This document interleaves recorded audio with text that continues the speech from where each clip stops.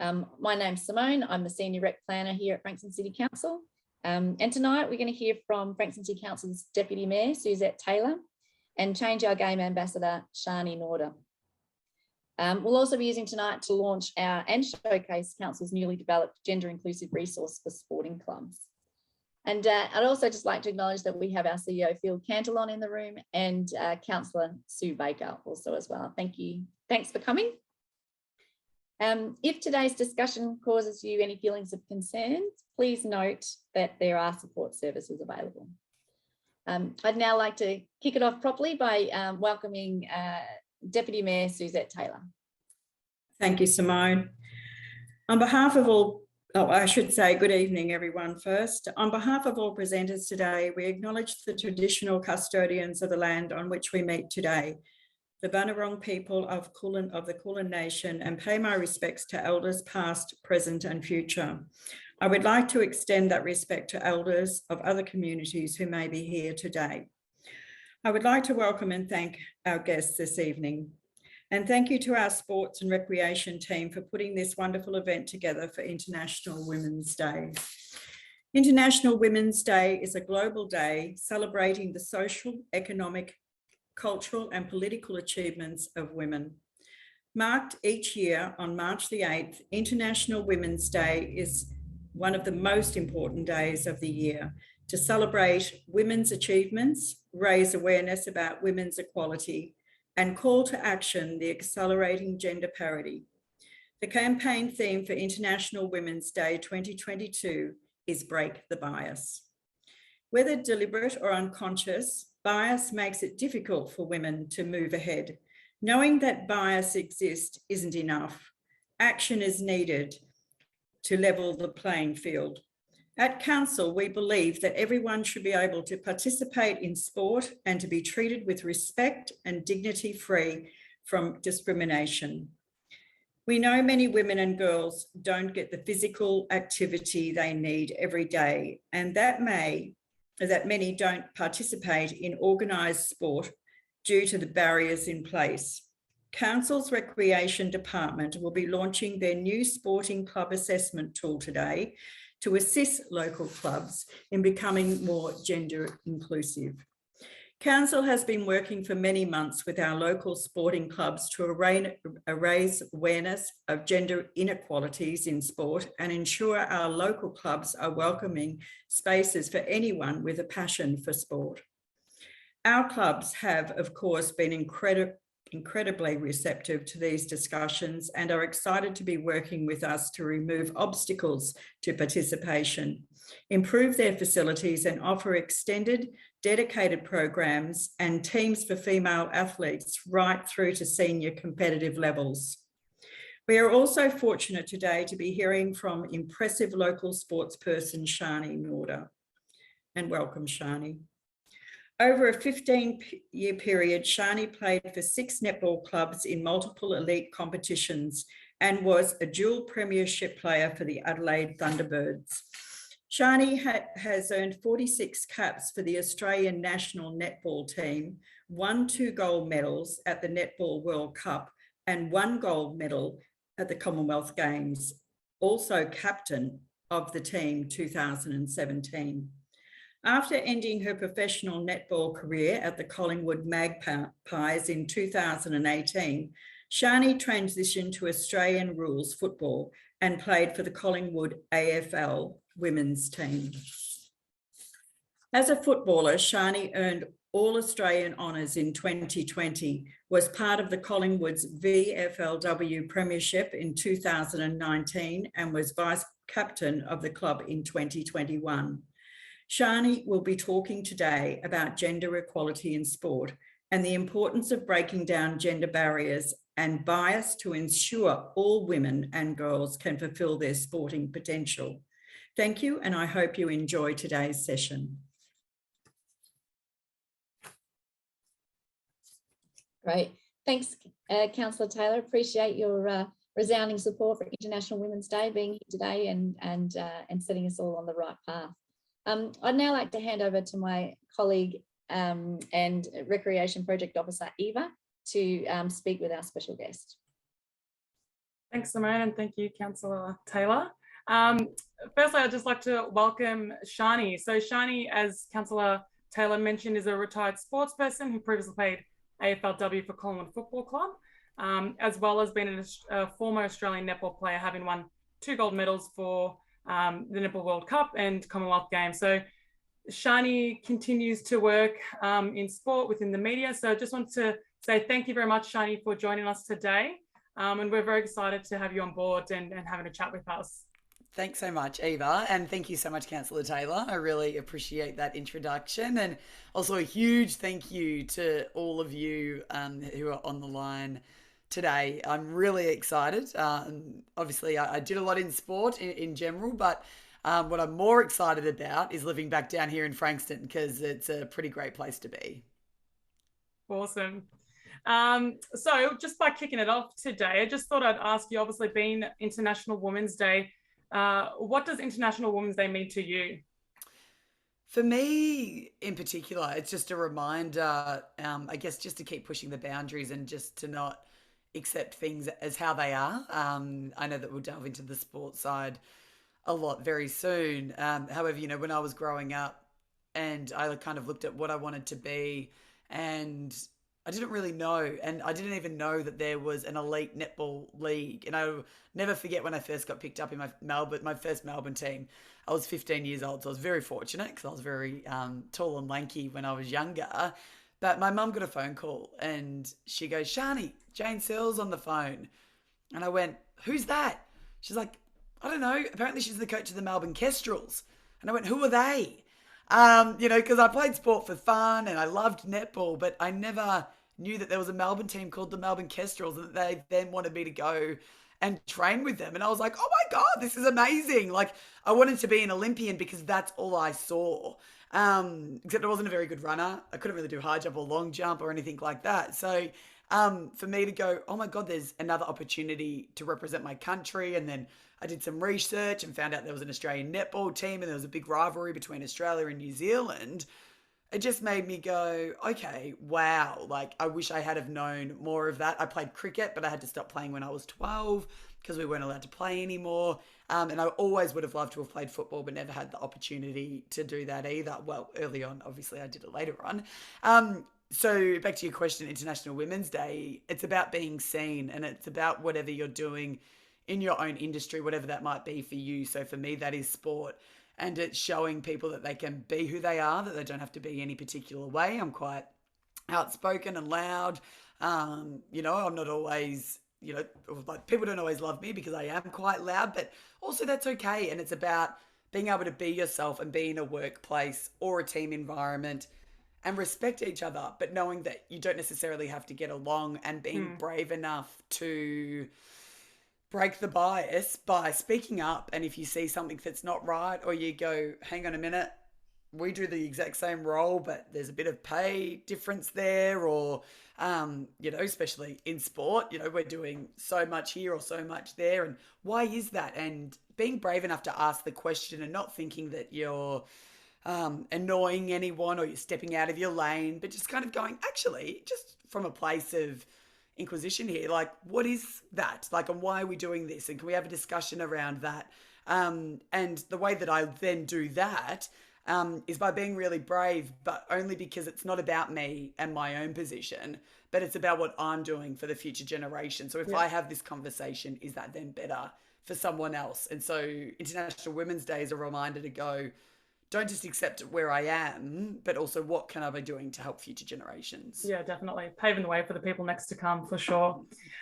So you've touched on it a little bit, and we've also explained it a little bit. But can you tell us a bit about your journey in sports? So growing up from juniors, you've obviously played netball and AFL, but people might not know you've done a bit more as well. So a little bit about your journey in sport growing up. So my journey in sport growing up, I grew up in Bomb Beach, so not too far down the road. And I did everything. I did horse riding, equestrian, netball, cricket up until I was 12, life-saving. I was just a really athletic kid. I just loved to move around and do all of those things. And I think that all contributed to my athleticism and also learning really good teamwork in so many different variety of sports. And then from there, because I was always so tall and lanky, I was always tripping over at trials, and I never could make a state team. I never even made the A team I played down here at Waves, just down the road, because you can see here on Zoom. So I played at Peninsula Waves, and I was always in the B team, like never got selected in the A team. And that was fine because I just played for fun, but it made me really appreciate sport. So that was okay. I learnt so much through that. And then it wasn't until under 15s in netball that I then got selected to trial for an academy. And through that academy, I got to trial for the state team. So that was the pathway in netball, and still is for those of you that are interested. And so through that was when I played for my first Victorian team in under 15s. And the coach of that team was the assistant coach for the Melbourne team. And so then that's how that whole Melbourne team came about. But the thing that I really loved about that was then once I made the Melbourne team, the Melbourne coach called the Peninsula Waves coach and said, look, I need Sharni playing in the top league, the championship out at Parkville, because I used to play at Waverley in the under 15Bs. And they went, okay. So I went from the under 15B team, I skipped 7 teams to playing the championship team so that I could get, advance, so I could advance quicker, get better skills by training with older girls. And I improved out of sight. And for me, it was a real lesson around don't just accept where you are because that's what a person said, that's where you belong. It was kind of like, wow, I really managed to show them that I could be better. And I did that by skipping 7 teams with some help of people who actually believed in me. So really surrounding yourself with people that believe in you. From there, I was like, whoa, I've made it. But I had not. I sat on the bench for a Melbourne team for 6 years. I was with the Melbourne Kestrels and then the Melbourne Vixens after that. And unfortunately, I just had really low self-confidence. And every time I got on the court, I talked to myself out of being good. And then I got smashed by my opponent because of my mindset. That gave me really bad anxiety. And I had to do a lot of work with sports psychologists to be able to get myself out of that position in 2008. So I got picked up in 2003. In 2008, I was with the Melbourne Vixens, and I think I was 1 out of 6 players out of the entire league not to step on the court that year. And that was my 6th year on the bench. And I just thought, look, maybe this isn't for me. I've given it everything I can. And I got a call from the Adelaide Thunderbirds who asked if I wanted to give it a go there. And I thought, you know what? New environment, new coach. I'm going to move to Adelaide and see if I can just give it one last shot before I give up. And that year I got Rookie of the Year. We won the Premiership and I got picked in the Australian squad. It was funny that I got Rookie of the Year because I don't know if they knew that I'd been training for 6 years already. But I didn't tell them that. I took the check. Fairly decent achievements for that 1 year. Yes, exactly. But it was nice to get rewarded for all the hard work that I'd put in. And, you just hit that roadblock over and over again. And I think we've all felt that over the last 2 years in COVID, especially down here in Melbourne, in not being able to do what we have been able to do. But, I feel like over the next year or two, you will see the rewards of the personal development and growth that we've all had by being locked up. Obviously it wasn't fantastic. So that was really the kickoff of my netball journey. So that was 2010 and I ended up playing until 2018 and represented Australia for 7 years. I went to 2 World Cups and a Commonwealth Games, and I had to really pinch myself every time that I was in that position, standing on the transverse line singing the national anthem. And it was just, a phenomenal experience and one that I will hold on to forever. And really the rewards of hard work and not giving up. And I'm glad that I had a great support network around me. For sure. Yeah, definitely. And obviously knowing that you went in your later career and played AFLW, so you switched codes. So what were the main differences? Obviously being netball predominantly women and girls. And then when you switched over to football, it's generally male dominated sports. What was the main differences you'd seen going across those 2 codes? Well, I guess for me, there actually wasn't too many differences because in 2017, I moved back to Melbourne and I played with the Collingwood Football Club in netball. So they created their own netball team, which is still around today. And from there, I was really proud because they didn't know what to expect from us. We weren't professional athletes in the way that the footballers were there all day, every day, from morning to night, getting fed. They have their own chef. They get their breakfast and their lunch made up for them, dinner if it's a late night. You walk past the physio rooms and they're all just getting their little calves rubbed, and, we're there with our bags, running in and out, going to work, coming back. But when we were out on that netball court, so obviously that was number one of the main differences, was just the different treatment from footballers, AFL, who there's over 400 of them in the league. There were 5 of us in that team that were in the Australian team for netball, so we were in the top 12 of over 1 million women that play the sport, and going, oh, how do I get the calf rub? Or how do I get my lunch? Where's my personal chef? But I think, the one thing that I learned about that journey was that, complaining doesn't get you anywhere. Yes, there are differences and it's important to highlight them. And it's important to highlight that that's not complaining, because I think quite often if you highlight what the differences are, even if in AFLW at the moment, you get labelled with a whinging culture. It's like, I'm not whinging. I'm actually just telling you what's going on right now, and you can perceive that as you wish. If you did something about it, that would also be great. But point being, I was in at the club and the boys watched us train and they just went, wow, like, you women are amazing. It's intense. And the first month we were at the club, none of them would talk to us. And I was like, wow, they're really uneducated around being able to have conversations with women or whatever it might be. And then that was in the December, the first month we were ever there. And then over Christmas, I could grab a few guys one-on-one because they were in training at the gym, and obviously I could talk a bit. And I said to them, hey, how are you going? Is it okay that we're here? I know it would be so new for you all having to share your facilities. Thank you so much. And one of the older guys went, oh my God, Sharni, we are so scared of you. We are so scared of you. We're so scared of your whole team. You're so professional and strong. We've never seen women as strong as you.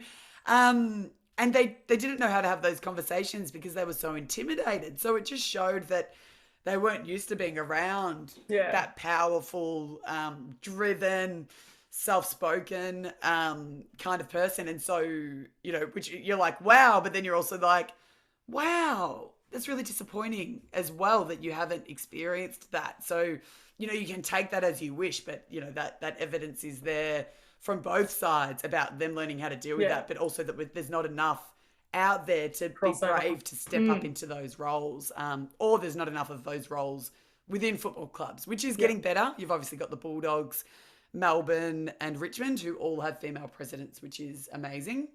So it's getting there. And then stepping over to AFLW, which is really part-time, less, obviously netball, they get paid a minimum wage of 40 grand a year, which isn't too bad.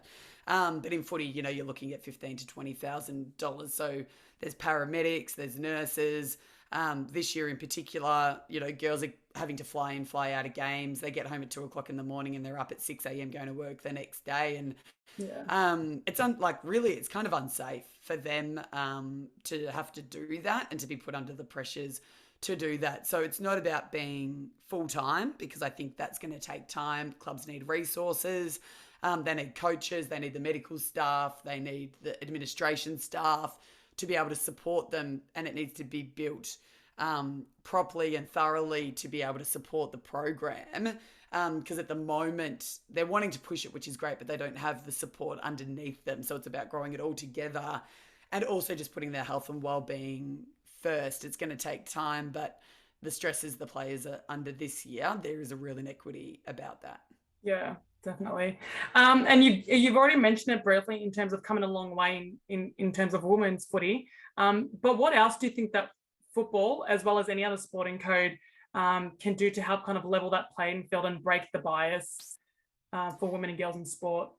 Well, I think it's just about that support from afar. The athletes are doing everything that they currently can to be the best athletes that they can be. And so where the money comes in is broadcasting. So for those of you that want to help, it's about turning your TV on. I often say to people, I don't even care if you're going out for the day, turn your TV on to whatever channel that women's sport is going to be on during that day, so that the numbers can be up, so that the corporates can jump on board. If there's those of you that have, and I know that you do, you have really good connections, whether it's in the corporate world or with sponsors or with government grants or whatever that might be, being able to support women's sport because they're such great role models, and they don't get themselves in trouble. They are really well grounded.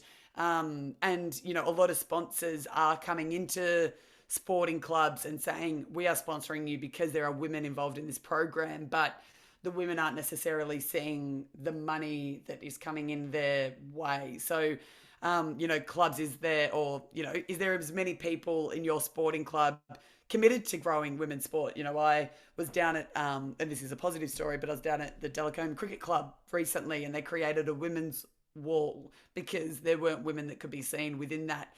And that's a local sporting club. That's not even up at the top level. But I was at an event at the MCC this morning, and there was a huge picture of the Australian women's cricket team, which was amazing. But amongst the hundreds of paintings of men, and I just walked through there with a little giggle and just said, Happy International Women's Day. But it also just shows where we're coming from. Yeah. And, and there will be so many women up on those walls in the future. But it also shows, that unconscious bias of what we're dealing with when we're going for these roles, and women knowing that you don't have to be sporty to be involved with sport and to make a difference, because your difference of view is what will make the difference in sport in that organisational level, which is what will make the difference for the athletes in the long term. So keep pushing for those leadership roles to be involved in those clubs. And Lovely. So you mentioned earlier, in terms of cricket, when you were younger, you had to kind of stop at a certain age because there was no more teams, and as well as the kind of pay disparities. Throughout your whole career, have you was there any other sort of kind of bias that you experienced just by playing sport as a woman? What was those experiences growing up? I think probably I'll talk about probably more of a personal note on this one, but even playing cricket, my very first game, I was playing in Parkdale with my cousin, and I was opening bowler with Scotty Boland, I'll have you all know. So it's pretty much what I'm doing. Yeah. But my very first game, just the heckling, oh, you've got a girl on your team. And luckily, I'm a very obviously confident person, and I'm very grateful to my father for bringing me up that way. And that's why I am how I am, because I want to show other girls and women they can be that too, even if they don't have those role models. So, it was kind of like water off a duck's back with me, because I knew that I was athletically gifted in the, a confident way. Also, it's okay to say when you're good at something as a female, or as any human. Men, you're allowed to say you're good at something too, but, cross out tall poppy syndrome in Australia. So I it was water off a duck's back. But I remember, the way that I responded to that was, I remember bowling out the guy in the very first bowl of the game, and I just I won't stick my fingers up here, we're in a polite setting. But, that was a way of doing that with an action to say, well, actually, I'm just as good as you, especially because I'm a, 12-year-old female and we haven't hit puberty yet, so you have no advantage over me at this current point in time. So that for me, but then, then growing up, I was always labelled as a tomboy. And I carried that label with me throughout my life. I felt that I couldn't be feminine because I played sport, and then I couldn't correlate the both two together. I didn't realize you could have masculine and feminine energy. And that really affected my confidence growing up. Just not really knowing who I was or where I fitted in. And I think we're doing such a better job in regards to people and then allowing them to be themselves, but we still have such a long way to go with that. But then I actually, it was almost the opposite. I was in this female dominated sport and I wasn't a girly girl. So I didn't fit in being a girly girl. So we also have a long way to go as women, as accepting each other in different ways and avenues. And then from a sporting point of view, I have to do so much for free in comparison to men, because if you want to get on radio, or if you want to be on the news, or, if you want coverage, like, I don't know if it's common knowledge, but Netball have to pay the paper to get articles written this year. So, maybe journalists could just do their job and write about it. I don't know. Does that sound that hard?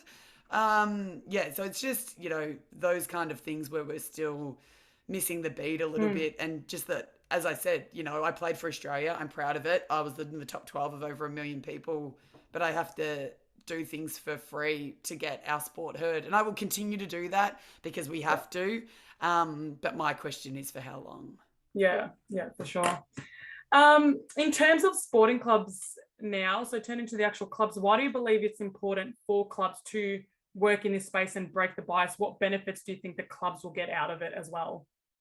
As I said, it's just about being an inclusive environment, whether it's your gender, your sexual orientation, and being a place that you're comfortable and supported to be around. And I love Frankston, everyone, I really do. But it is a very, male sport. And we love our footy. And let's go to the pub and grab a beer. And I love that. I really do. But it can be very intimidating. It's not intimidating for me because that's my personality. But if you don't have a strong personality, and you know what? Not all men have that personality. So about being able to be a man with feminine energy to feel comfortable about going into a sporting club and playing footy or cricket if they want to without being bullied. I know we're on International Women's Day, so we'll flip back to women now. But, so it's about being seen. It's about having that mix of female and male coaches. Females make fantastic AFL coaches and, getting that development. And you could be the sporting club that brings through that female coach that creates that next AFL and or AFLW women's coach. Like, you could be the sport that creates that environment to be able to do that. And I think that is really powerful. And it's about, including and not judging because of, as we said, gender, about how much people know about a certain sport. And I think that having as I said, down at Delacombe, obviously Cricket Club, having that women's wall is a really great step around showing actions. We are inclusive. We're going to create a women's cricket team. I think they're building on doing that, but they're showing that they want to, and then you will automatically draw the energy of those people to your sporting creating club. That visibility. Yeah, exactly right. Lovely. And in terms of, so one thing as a bit of a starting point for clubs to kind of have those discussions around ensuring, future for women and girls in sports and non-binary people, what's that one kind of starting point then that they should kind of consider doing? I think just catch up as a club, and just kind of go, where are we at? And I don't, there's all quotas and all kinds of things these days, but I did a talk with Kylie, who is the president of the Western Bulldogs Football Club, this morning. And, she said that, all of her boards and everything that she's on with Disney, they're all 50-50, but not because they have to be, because by hiring different opinions and hiring in the right way, or getting that diversity into your club, you're automatically going to find that balance, because that in itself is having the difference of opinions, being open to listening to that difference of opinion. And I guess for those people that have been involved in the sporting clubs for such a long amount of time, you're talking about people that have been involved for 50 years or longer. And we're not having a go. We're not having a go at you and saying everything you've done is wrong. All we're saying is that things are changing, and can you please be open to that? So I'm not saying that you would take it personally, but you might. So just dropping the veil around, being able to be vulnerable, go, where are we at right now? How do we want our club to be diverse? Where can it be more diverse? And every club's going to be different in that, being able to address that. And if you're struggling with that, then get someone external in to be able to help you with that process and how you can create a safer and more diverse place. Yeah, awesome. And I guess that's what we're going to be discussing a little bit later on in how we can support in doing that. And we'll be showcasing that toolkit. So just a few more questions before we open it up to everyone else. If people wanted to start typing questions in the chat for Sharni, that'd be awesome. In terms of any advice, so you've obviously played numerous sports at various levels, as well as having some other roles within the sporting community. Do you have any advice for young women and girls or non-binary people that want to get involved in sport but might be a bit hesitant? I would say grab a friend, I think. I even have, I'm the head of netball at Methodist Ladies College up in Kew, and that's an all-girls school. And I get girls or students emailing me saying, oh, I'm unsure if I should come or not. I don't know if I feel comfortable. And I just say, just grab a friend, who's in your class, and I'll find someone so that you can partner up, so that you don't have to be brave by yourself. But, you can just ask someone to go down there with you. And then if they don't decide to carry on with you, at least you're through the door. So what's going to help make you feel more comfortable to take that step, I guess, and finding that club that suits you, because every club is going to have a different vibe, and that's totally okay. Yeah. So, and just knowing how much sport brings to your life, like it's community, building different networks and friendships is going to help you grow as a person. It's going to help you have different conversational skills. It's going to add so much to your life, whether it's in school or work outside of sport. And just create a really great well-being and balance. I know for myself, I hate going to the gym. Like, I was an athlete, but I hate going to the gym. Yeah. I hate going for runs. So, I'm going to go down to Frankston Dolphins and have a run around on the field and a kick a footy with them, even if I'm not playing on the weekend, so that I can stay for it, and have a laugh with the girls. Yeah. Or if that's a bit boisterous and you don't want to get tackled, go down to your netball courts or go play a game of cricket or soccer or whatever it is. There's so many opportunities these days. So you can probably help me in regards to where they can find those clubs and those sports and look into that. But if you don't feel comfortable doing it to start off with, I just say grab a friend and go down with them. 2 or 3 of you, if they then need a friend, and there's 5 of you that go down for the first session. There's quite often come and try days, which are really important for that. But just know that it's okay to be uncomfortable. You're going to feel uncomfortable, and that's okay. I think a lot of people struggle with that feeling of what happens if I do this, but the more you do it, the better you are at putting yourself out there in life in general. And I think that's something that I'm proud to say that I do a lot, unfortunately, at times.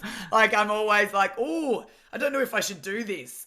Then I'm generally going to do it because I want to know what's on the other side, and I will find out if it's good or bad. I'll learn from those experiences, and I put myself through that so that I can have these conversations. It's a bit of a learning curve as well. Yeah, awesome. Absolutely. So last one before we open it up, and I've seen questions coming through, which is great. So just a positive ending to it. So what was your favorite career highlight? Do you know what? I'm so lucky. I was up in Rockhampton doing some netball clinics over the weekend, and I said to the girls, I'm so lucky. I've got so many, and I'm so fortunate to be able to say that. I think, there's nothing like your first. So my very first premiership with the Adelaide Thunderbirds, after sitting on the bench for 6 years, nearly quitting, not thinking it was for me, not thinking I was good enough, and to get all those accolades in 1 year and to achieve that as a team was off the charts. And it wasn't even just about me and the team. It was about having us on the front page of the paper when we were never on the front page of the paper. It was about being on the news. It was about sponsors wanting to come and talk to us. And that was the same for the 2015 World Cup in Sydney, when we had Swiss and Samsung and all these huge major brands that started investing in female sport. And for me, that was the first time that I'd seen that in netball. So I think those two for me was so powerful. But awesome. And then my first goal in AFLW on a selfish note, I was just like, I kicked a goal 2 years ago. I couldn't even kick straight, and now I've kicked an AFLW goal, and I can carry that with me forever. And so it's important, when we do have our higher goals and achievements of what we want to do, you can also give yourself a pat on the back for those individual achievements that you're really proud of as well. For sure, definitely. Alrighty, so we'll just go through to the chat. There's a few that's come through, so just given time, I might pick out 2 or 3. So Jason's got around your proudest achievement, which is kind of covered there. So Helen, hi Sharni, if you could go back to being 10 to 12 years old again, and gender equality did exist within all sports, what sport would you have chosen? Yeah, such a good question. I get this one a bit. I still would have done netball because I loved representing my country. I think it's so tough to get to the top 12. Like, still in AFLW, it's an amazing achievement, but once again, there's still over 350 footballers out there. So to get to the top 12 of your sport, represent your country, go to a Commonwealth Games and things like that, those are experiences I would do all over again. Yeah, for sure. Awesome. One from Jess is, so what is next? Tell us about your current sporting pursuits and what goals do you want to achieve? So good. So I'm allowing myself to take some space at the moment, which is tough. Like, it's really hard to not set goals, but I've set goals my whole life and I'm a perfectionist. And so I'm trying to be okay with staying at home, challenge my perfectionistic traits. But I'm working at Methodist Ladies College in Kew. I'm the head of netball there from prep to year 12. And I would do that part-time so I can do things like this still, which is great. And I've got a dog, 3 cats and 2 horses that I love, and they keep me sane. I think my husband's in there somewhere too, but I'm just trying to be human again. And it sounds really bizarre, but when you've spent your whole life missing birthdays, weddings, dinners, really special occasions, or just everyday occasions, going to the movies is actually a real highlight for me these days, not just because of COVID, but because I sacrificed so much throughout my sporting career. And I've learned that community is so important. That's why I'm loving doing this with my local council. It's been the best, thank you, team. But also, it teaches you to really appreciate the little things in life. Definitely. We'll go one last one before moving on. So one from Debbie around, how was the culture generally for women in netball compared to footy? It was just different culture. Like, netball's so cutthroat. It's honestly, because you got 7 on the court and 3 to 5 on the bench. It's like, if you're not good, you're out. So it teaches you to be like, you have to be a perfectionist, because if you stuff up for that 1 second on court, like, you are off. So it teaches you really good high performance behaviors. It teaches you to be really mature about decisions around healthy competition. So, for example, I grew up playing with Laura Geitz. She's one of my best mates to this day. But I was always trying to kick her off the court because I wanted to play over the top of her. So if she, made a mistake, I was like, get off, I'm on, or vice versa. But we could challenge each other in a healthy way. It didn't affect our personal relationship. So it taught me, not to take things personally, which was really cool. So I've actually forgotten what the question was with all of that. But anyway. All good. I think it was answered within all that anyway. Yes. Thank you so much. We've got one more question in the chat. I was wondering maybe perhaps if you could just answer that one in there whilst given time, we'll move on. But thank you so much for that. It was awesome to chat to you and hear about your experiences around your sporting career. So what I'll do is I'll hand it back over to Simone. I'll see if I can share my screen again. Thanks, Sharni. It's really fantastic to have a champion that's homegrown, and I think and returned home, which is really, really great for us at Frankston City Council, who are trying to champion this stuff too, to have it. And just a note to the council people in the room, Sharni's keen to be involved in other things that we do. So we told her that was we're definitely taking her up on that offer. Yeah. So, and like you said, Sharni, not only do we want to see people, more girls and women being active and playing sport, we want to see them in those leadership roles. We want to see them in positions of leadership as coaches, mentors, umpires, board members, presidents. And we've had a specific action in our council plan here about co-designing and delivering a culture change program to help make that happen, which started last year in June, when we had some workshops that were to better explore and understand some of the barriers and enablers for girls and women in sport. After those workshops, we actually also worked with a few local clubs to create a short video that showcased clubs who are already doing well in this space, and could talk to and show the benefits of clubs that have what they've seen as benefits since becoming more inclusive, hoping to inspire a further amount of clubs to do that as well. More recently, during the weekend of Friday the 3rd to Sunday the 5th of December, Council encouraged sporting clubs to participate in dedicated 16 days of activism. This is an annual United Nations campaign to challenge violence against women and girls. Clubs are encouraged to wear orange in support of the campaign, where players wore orange arm tape, and they promoted through a range of initiatives the campaign across club activities and sport competition across the weekend. So, and that brings us to the next part of meeting that action, which is what we're here tonight also to launch and demonstrate our new gender inclusive resource designed specifically for Frankston City sports clubs. So Eva's now going to run through that with us as well. Thanks, Simone. I'm just going to stop sharing my screen briefly just so I can pull up the other screen.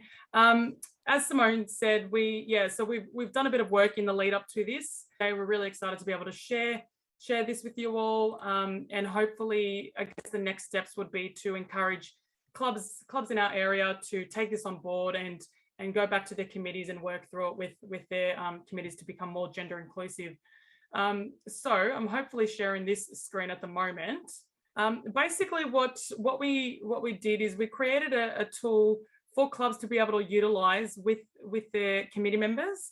And just to run through it, there's 4 sections in the tool, going from obviously the brief introduction of what it is we've done in the background, some kind of stats of what we're experiencing at the moment, and then we move into the self-assessment tool itself. So each of those sections have got like different colors to kind of highlight, make it easier for clubs to see and distinguish.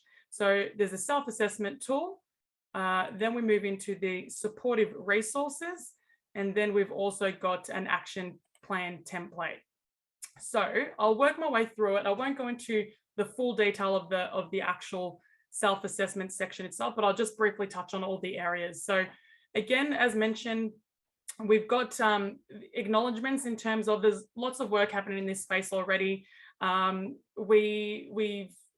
We were looking at not necessarily reinventing the wheel, but utilizing what is already out there, and looking to kind of tailor, as Simone said, tailor what's out there, get experiences from others learning. So from Vic Health, they've got a useful tool, and other council and health services kind of got existing tools already. So we've built upon their learnings to create this tool for our settings.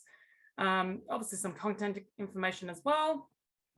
In terms of the introduction kind of section, we've got a bit of background about what we've done, like I said, and where to begin.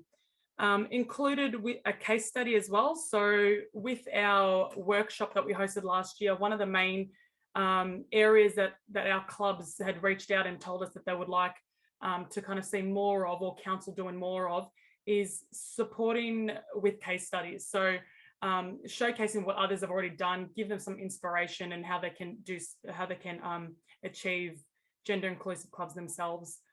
Then we've got the toolkit itself, the resources, and the template. So just briefly in terms of why inclusion is important, obviously we've touched on this within our chat to Sharni, but again, you know, most people agree that we shouldn't let our gender get in the way of what we want to achieve in life. But, you know, often sometimes women and girls might be a bit hesitant about joining or signing up to sporting clubs, whether that be from potentially outdated cultures or policies that might make them a bit hesitant to join. So I guess in terms of the benefits, obviously, you know, clubs could experience increased memberships and spectators based on becoming more open and inclusive. What Sharni had also mentioned in terms of you're getting different people on board in terms of in specific roles. So you're opening it up, you're becoming more diverse, dynamic, getting different opinions coming through as well. And also, like it was also mentioned in terms of the sponsorship opportunities. So when you open it up and becoming more inclusive, you're giving yourself an opportunity to attract new sponsors and volunteers that way as well. Just briefly, I thought I'd touch on that. It also links to our strategic plan. So I've got linked the active leisure strategy and the health and wellbeing plan and council plans for anyone that wanted to look into. Bit of a local context. Again, I won't go into that, but when I send this out, you're welcome to kind of read through that. And then we've got links to the workshop and the promotional video, which we had previously worked on. So if we get time, I'll show this video at the end because it's a bit of a pump up. I quite enjoyed working on it, and it's gets you really excited to work in this space. So in terms of where to begin, I'll just zoom up a little bit. I guess the first most important step that we recommend is just making sure you have the support of the entire committee. This one's important as with being volunteer based, we know that there can be a turnaround in staff, volunteers, committee members from year upon year. So ensuring that everyone's on board would make sure that progress kind of continues year upon year, as well as it just making it easier for everyone within the club to, if you've got everyone working on something, it's easier to manage as well. So it's not all loaded onto one individual. There's the case study there.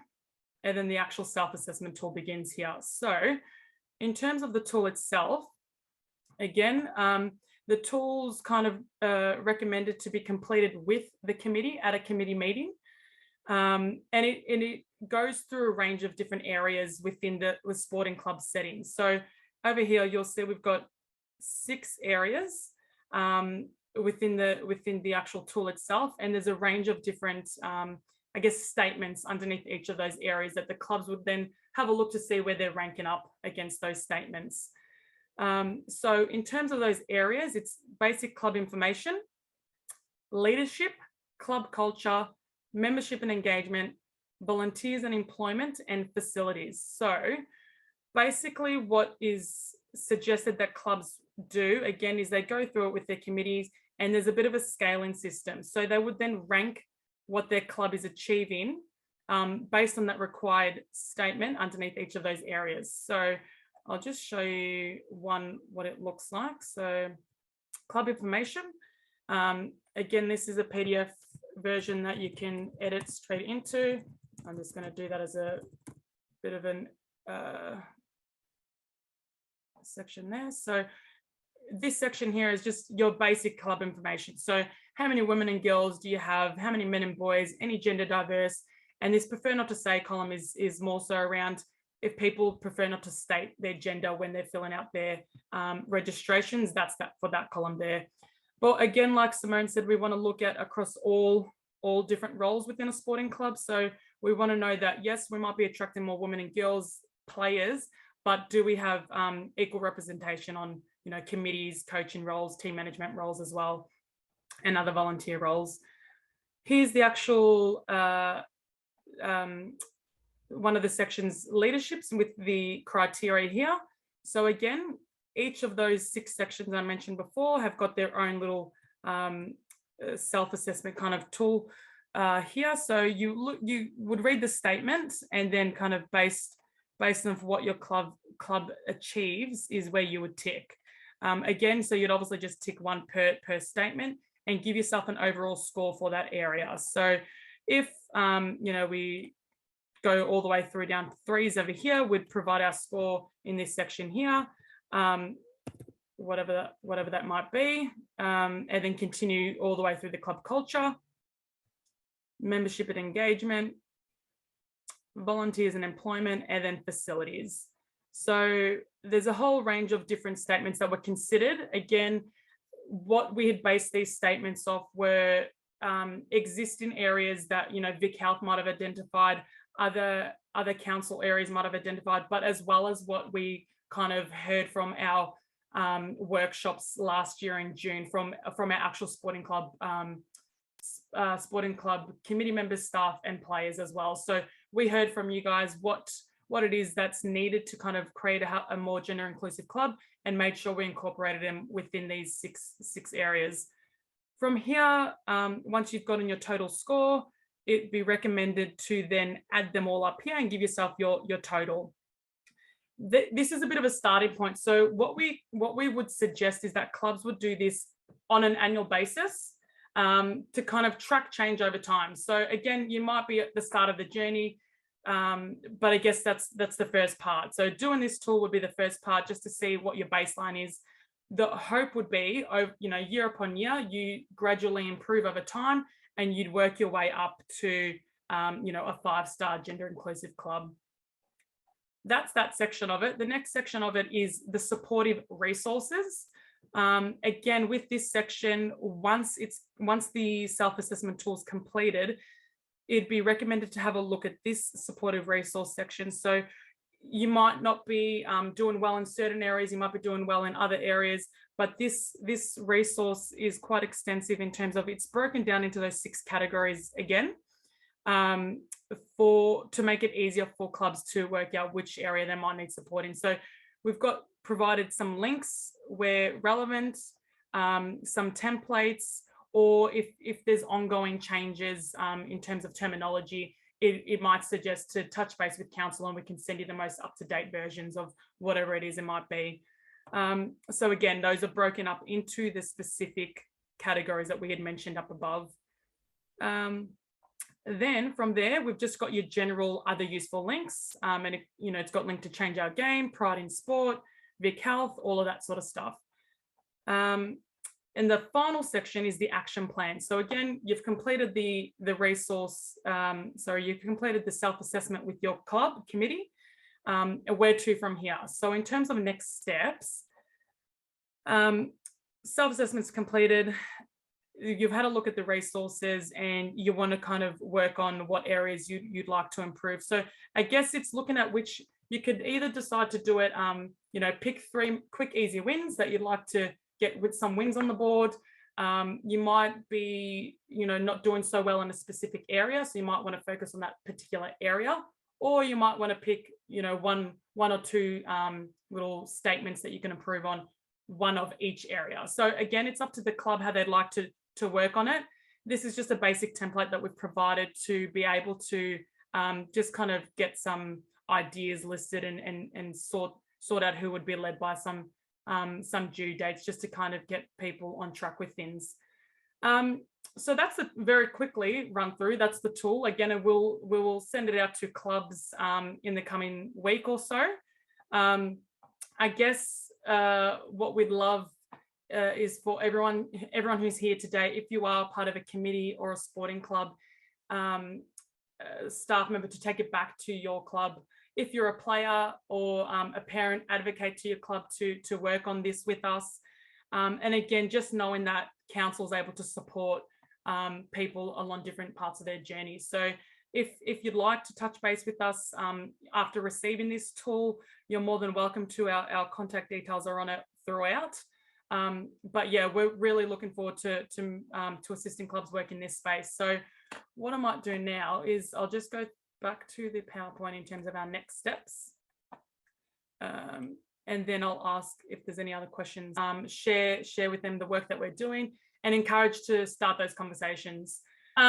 So in terms of next steps, again, like I mentioned, this flyer that I've got up here is just a bit of a call out for anyone that has already begun working in this space or will be working in this space. We'd love to provide our clubs with some case studies. So again, this one here is around women and girls in sport, but if you've done anything in whether it be promotions of mental health and well-being, healthy eating environments, smoke-free environments, whatever that might be, we'd love to hear from you about what it is that you've done, what outcomes you saw and the benefit to your club environment.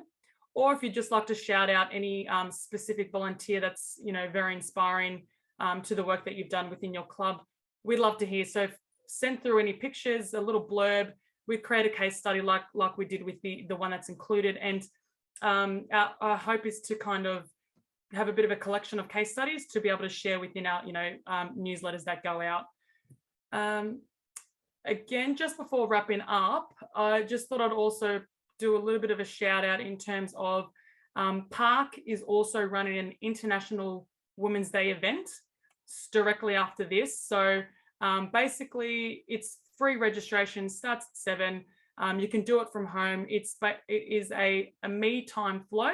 So it's a 30-minute yoga workout and stretching and mindfulness, which is a great end to kind of everyone's day. So I pop that up there and anyone was interested, as well as a mental health matters workshop, which is a free 1.5 hour workshop that's available to anyone that would like to participate. And it covers areas around mental health concerns and what to do in that instance. So if you wanted to register to any of that, feel free to email that email address over there. And just like to say thank you again. If there's any questions about the tool or resource, happy to answer now. And then I might end it on showcasing that video. So again, thank you, Sharni. Thank you for all our councillors and CEO for attending as well today. Any questions, I'll open it up. You're welcome to unmute if you like or pop it into the chat. Otherwise, I shall share that video with you all. So like I said, this was created last year with our sporting clubs in the region. We try to showcase clubs that have been doing well and wanted to kind of use it as a bit of an inspiration for other clubs to get on board as well. So can everyone see that YouTube? Sometimes it doesn't work in terms of sharing. Yeah, awesome. Yeah. Right, I'm gonna let me know or give me a thumbs up if you can hear with the volume.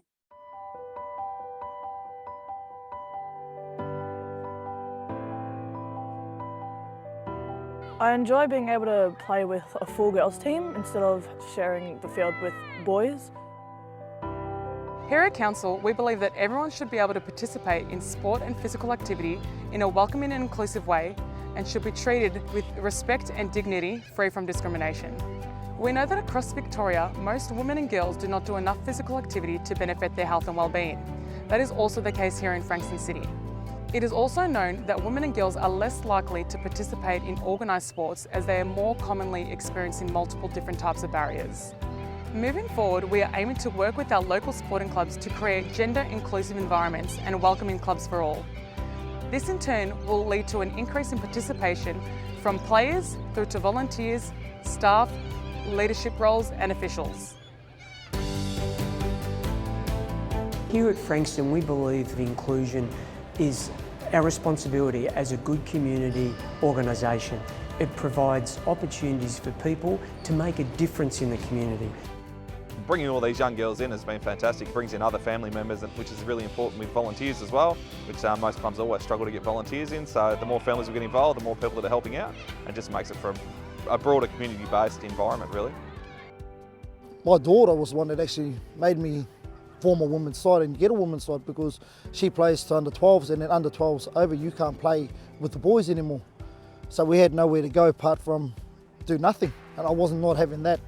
So that's where I went down and reached out and started pushing numbers, and I started off with going to a school one-day tournament, and I took 7 girls down there, they played, and then I pretty much came back with 30 girls after that. It comes down to visibility, and you can't, it sounds so cliche, but you really cannot be what you can't see. So in terms of having role models available and visible for younger players, both boys and girls of all genders, that's the most critical thing, I think, for all of us. And we have so many junior girls coming through now and filtering through the senior club, and so many girls now have taken on those leadership roles and have really led the way for years to come. As a female coach, it's easier for the girls to connect with me, and ultimately that makes them feel more comfortable because they can come and talk to me about things that they might not be able to do with a guy.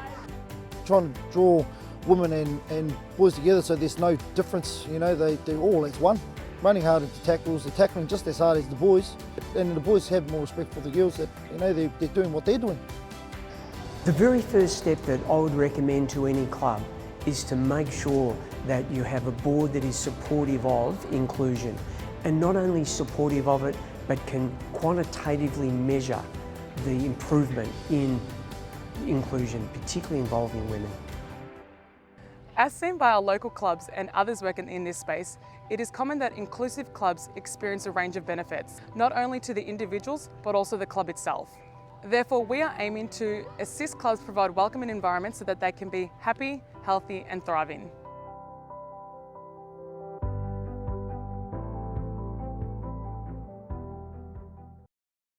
Thank you. Again, thank you. I just wanted to kind of show that at the end as a bit of a highlight. Really hope that you guys enjoyed this evening. And what I'll do again, as I mentioned, throughout the week, I'll post. We're aiming to hopefully get this recording and send it out to everyone, as well as the resources and tools. So thanks again. Any questions, feel free to ask, and I'm happy to stick around in the chat. I'll also post the that park link for anyone that wanted to join as a bit of a wind down evening for International Women's Day. But thanks again. Thanks everybody for joining.